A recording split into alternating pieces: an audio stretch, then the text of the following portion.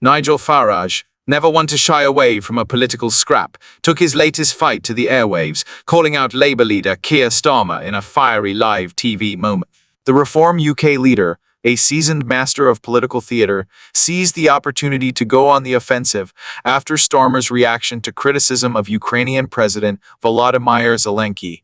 Farage, who has long positioned himself as the anti-establishment voice railing against Britain's mainstream parties, accused Starmer of blindly towing the Washington-Brussels line on Ukraine while failing to engage in a real debate about the war's trajectory.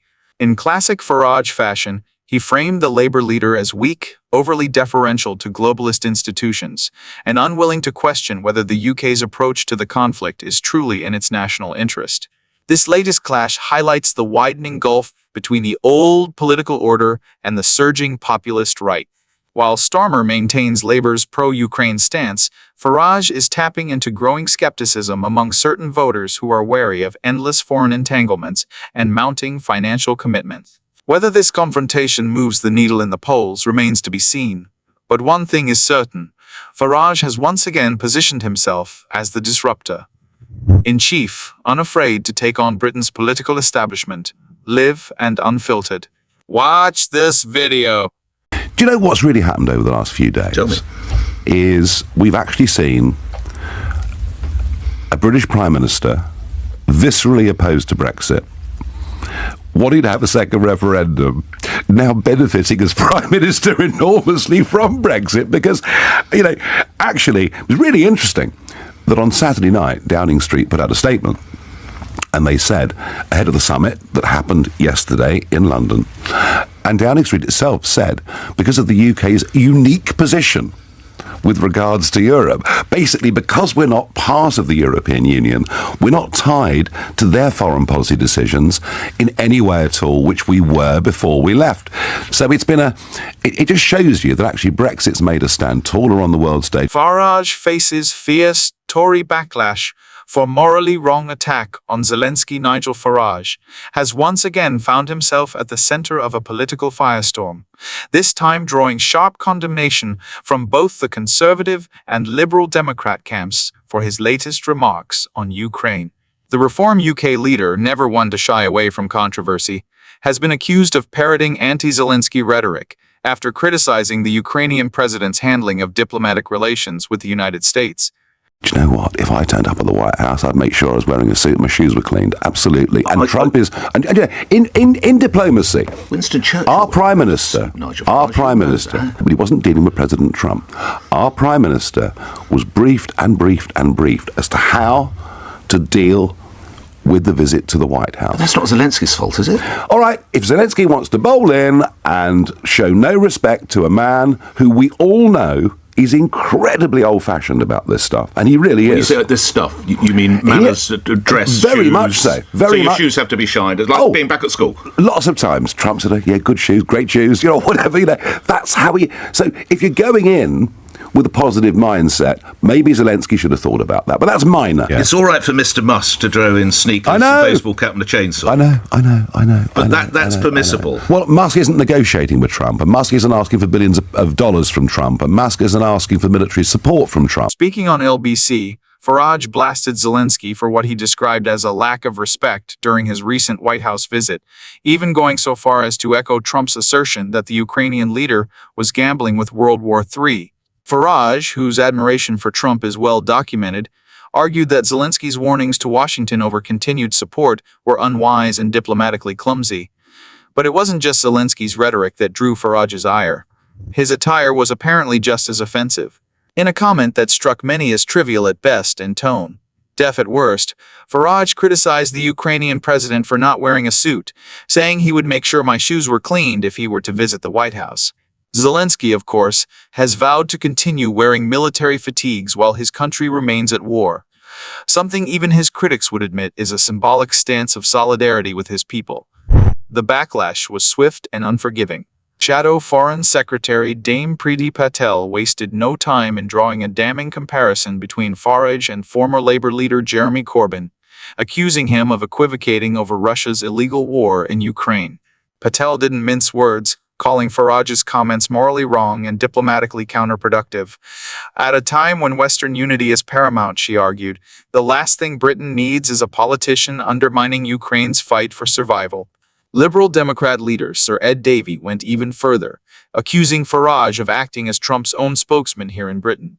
In a blistering rebuke, Davey charged that the Reform UK leader was more interested in licking Trump's boots than standing up for British interests, labeling his comments a disgraceful attempt to align himself with America's MAGA movement at the expense of global security. For his part, Farage doubled down, insisting that he doesn't agree with everything Trump does or says, but warning that without America, we are defenseless. Yet, for many, this latest episode is just another chapter in Farage's long history of cozying up to populist strongmen and prioritizing his personal brand over serious geopolitical realities. One thing is clear. As Ukraine's struggle against Russian aggression continues, Farage's position on the war is drawing more scrutiny than ever.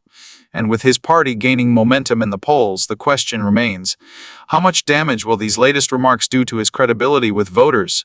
Keir Starmer's 48-hour diplomatic blitz, a desperate gamble to salvage the Ukraine peace deal in a high-stakes whirlwind 48 hours.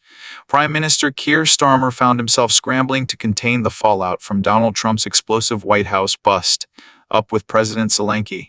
The diplomatic meltdown, which saw Trump and Vice President J.D. Vance berate the Ukrainian leader before throwing him out of the Oval Office, sent shockwaves across Europe. But while leaders like Germany's Friedrich Merz and Czechia's Peter Fiala quickly condemned Trump's outburst, Starmer took a different approach, playing the long game in an effort to keep the Ukraine peace deal alive. Friday, watching the chaos unfold, what was supposed to be a routine diplomatic week, capped by a grand summit in London, turned into an international crisis. Sitting in his Downing Street office, Starmer watched in horror as Trump torpedoed the planned Ukraine minerals deal live on television, throwing into question America's commitment to Kiev's security.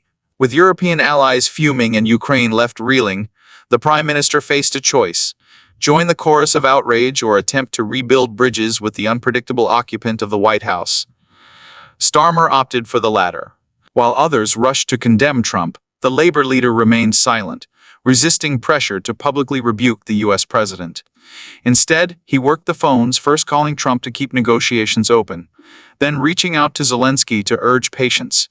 Downing Street's eventual statement was carefully worded, expressing Britain's unwavering support for Ukraine while conspicuously avoiding any direct criticism of Trump. Saturday, a hug says it all. With tensions sky high, President Zelensky arrived in London for an already planned meeting with Starmer. Now the encounter took on even greater significance. In a masterclass of diplomatic optics, Starmer greeted Zelensky with a warm hug on the steps of Number 10, a calculated image designed to reassure both Ukraine and Britain's European partners. Behind closed doors, the real work began. Starmer reiterated Britain's support for Ukraine, but pushed hard to keep the mineral deal on the table, arguing that a strategic economic partnership with the U.S. was vital for Kiev's long-term security. With Macron also in the loop, the UK and France doubled down on their plan to send European troops to Ukraine, a bold move aimed at showing Washington that Europe was ready to shoulder more of the security burden. But tensions within the European bloc soon surfaced. Macron, ever the wild card, floated the idea of a partial truce, an initiative not fully endorsed by London. Downing Street scrambled to contain the fallout, portraying the plan as one of many options under consideration. Sunday, Lancaster House Summit. A symbolic victory. But little progress. The grand gathering of European leaders at Lancaster House was Starmer's opportunity to reclaim control of the narrative. With NATO Secretary General, top EU officials, and leaders from across the continent in attendance, the message was clear. Europe was stepping up. Yet cracks remained. The Baltic states, arguably the most vulnerable to Russian aggression, had been excluded from the summit, forcing Starmer into last-minute damage control with a video call to their leaders. Meanwhile, the much-hyped security guarantees from Europe remained vague, with no firm commitments beyond boots on the ground and planes in the air. By the time Starmer took to the airwaves on Sunday morning, his strategy had crystallized. Salvage the Ukraine minerals deal, build a European security framework, and convince Trump that Europe was serious about burden sharing. In his closing remarks, Starmer struck a Churchillian tone, declaring, "This is not a moment for more talk. It is time to act, time to step up and lead. The royal seal of approval in a final flourish, Starmer played a card few other world leaders could.